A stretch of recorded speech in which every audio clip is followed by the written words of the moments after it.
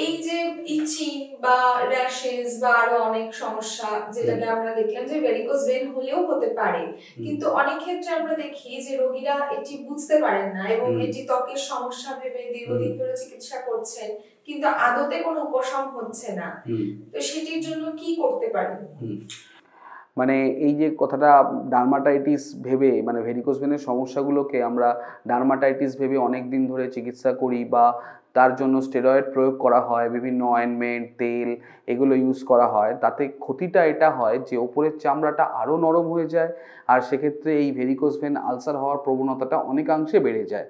আপনার পায়ে যদি কোনো কারণে ইচিং দেখা যায়, আপনি চামড়ার ডাক্তারবাবুর সাথে অবশ্যই পরামর্শ নিন এবং তার কথা মতো সেটা চিকিৎসা করুন। কিন্তু যদি আপনার উপশম না হয়, তাহলে বারংবার একই পদ্ধতির মাধ্যমে গিয়ে আপনার রোগটাকে আরও খারাপ দিকে নিয়ে যাবেন না।